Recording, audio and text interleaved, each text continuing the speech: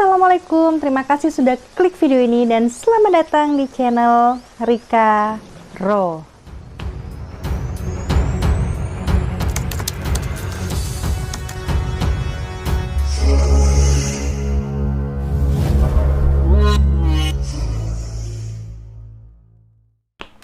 Apa kabar teman-teman? Semoga kalian masih dalam keadaan sehat dan selalu bahagia ya. Dan juga diberikan kelancaran rezeki. Amin. Nah teman-teman, belakangan banyak sekali ya kita dengar beberapa kejadian-kejadian yang sangat-sangat tega dan juga tragis. Dan sebagian besarnya menimpa perempuan. Hari ini saya mengajak kalian untuk sama-sama membahas suatu kejadian yang lagi-lagi terjadi di dalam sebuah hotel. Kejadian kali ini lagi-lagi menimpa seorang wanita cantik yang tubuhnya ditemukan tidak bernyawa di dalam sebuah lemari kamar hotel. Nah, pada saat ditemukan tidak ada yang tahu nih kira-kira apa penyebabnya dan juga siapa pelakunya. Sehingga ada beberapa kemungkinan. Yang pertama, dugaan bahwa dia melenyapkan dirinya sendiri atau bundir. Yang kedua, diselesaikan oleh lelaki yang diketahui menginap bersamanya, yang pada saat itu dia akui sebagai suaminya. Tapi informasi dari pihak hotel ternyata ada banyak lelaki yang masuk ke dalam kamarnya bergonta-ganti. Nah teman-teman, coba nih kalian sampaikan di kolom komentar kira-kira siapakah yang telah melakukan hal itu kepada dia. Ada beberapa orang yang bisa kita curigai. Pertama, dirinya sendiri apabila dia bundir ya, bisa jadi kan. Nah yang kedua, bisa jadi suaminya karena mungkin cemburu. Nah yang ketiga, bisa saja pelakunya adalah salah satu di antara beberapa pria yang dikatakan datang mengunjunginya. Nah kalian komen ya teman-teman argumen kalian, tuangkan semua pemikiran kalian, bebas tapi ingat harus bijak. Oke teman, kalian tentukan siapa pelakunya dan di menit keberapa nih kalian sudah bisa menebaknya. Oke deh, nggak usah lama-lama lagi, langsung aja yuk kita bahas.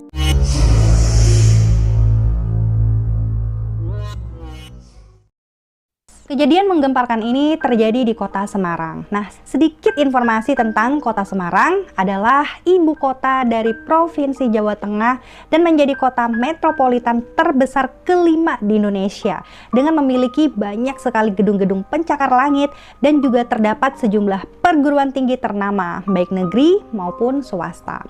Siapa nih yang lulusan atau sedang kuliah saat ini di Semarang? Boleh angkat tangan ya. Dan saat ini teman-teman ya, kepolisian Semarang dengan tegas menyampaikan jangan pernah berbuat kejahatan di Semarang karena polisi Semarang akan dengan sigap menyelesaikan setiap kasus kejahatan dengan cepat, termasuk kasus kali ini hanya dalam waktu 6 jam pelakunya langsung diringkus. Oke, langsung kita masuk ke ceritanya. Nur Aini Melianti, seorang wanita cantik berusia 24 tahun.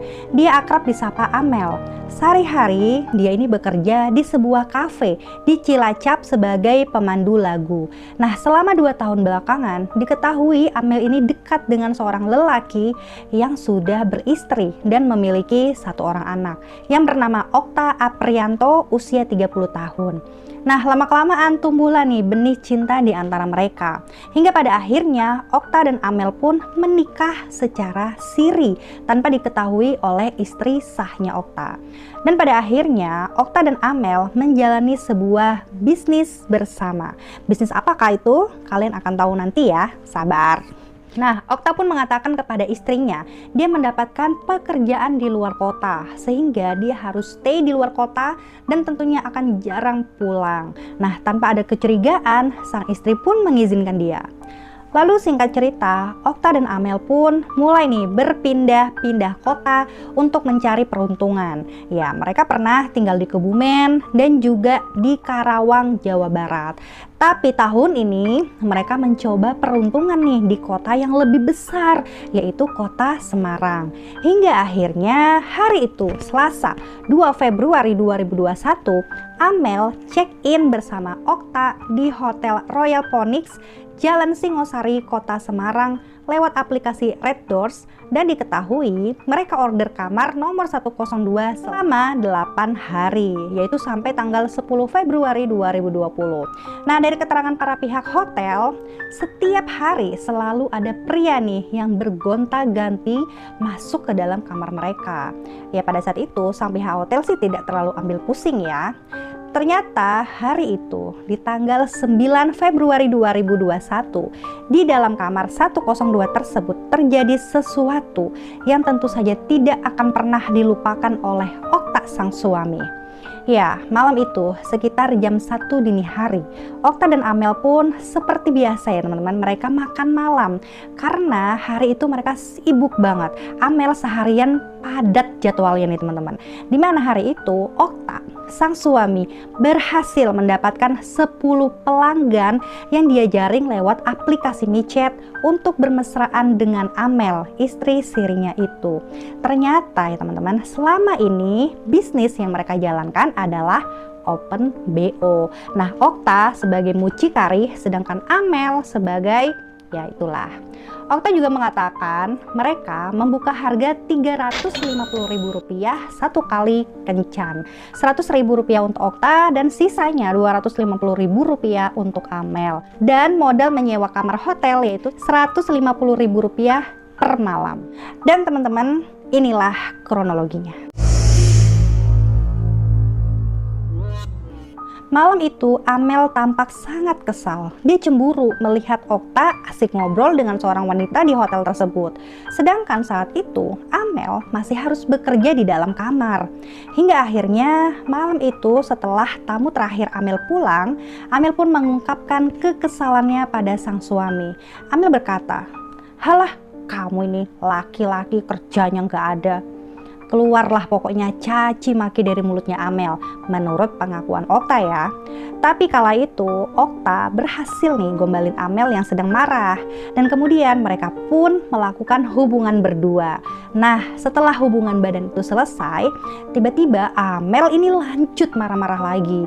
Bahkan Amel sampai melempar botol air mineral dan juga HP ke wajahnya Okta, dan bahkan sempat mencakar-cakar wajahnya Okta, menurut pengakuan Okta. Nah, karena mendapatkan perlakuan seperti itu, seketika itulah teman-teman, langsung Okta ini emosi. Dia pun langsung memegang lehernya Amel dengan kuat sampai sekitar 10 menitan dan mendorong kepalanya Amel ini ke tembok. Seketika Amel langsung pingsan teman-teman. Dan kemudian Okta mengecek denyut nadinya Amel. Ternyata masih ada nyawanya nih.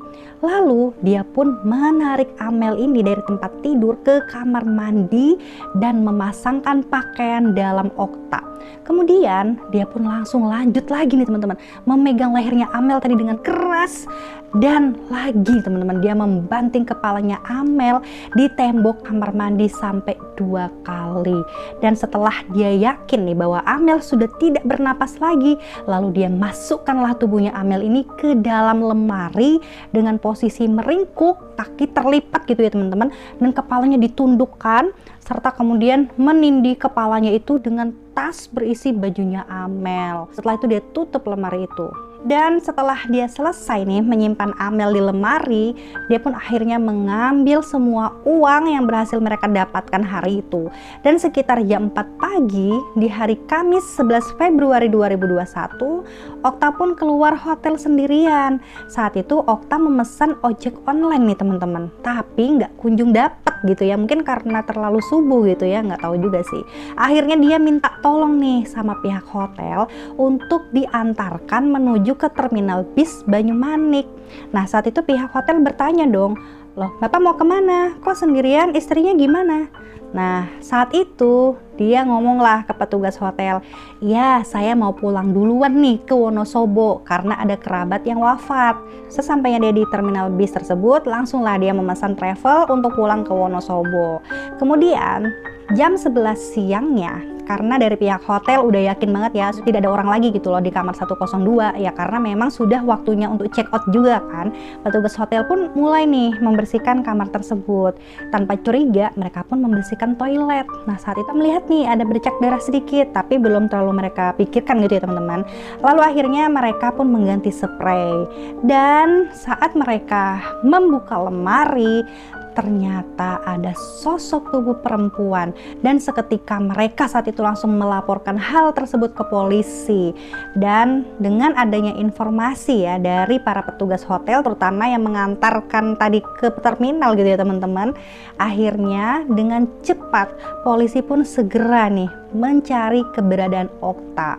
Dan hanya dalam waktu 6 jam tertangkaplah Okta di sebuah gubuk di kampung halamannya Wonosobo, yang pada saat itu belum kita ketahui ya apakah itu rumahnya atau bukan, karena dia di situ kayak hanya seorang diri gitu ya di sebuah gubuk.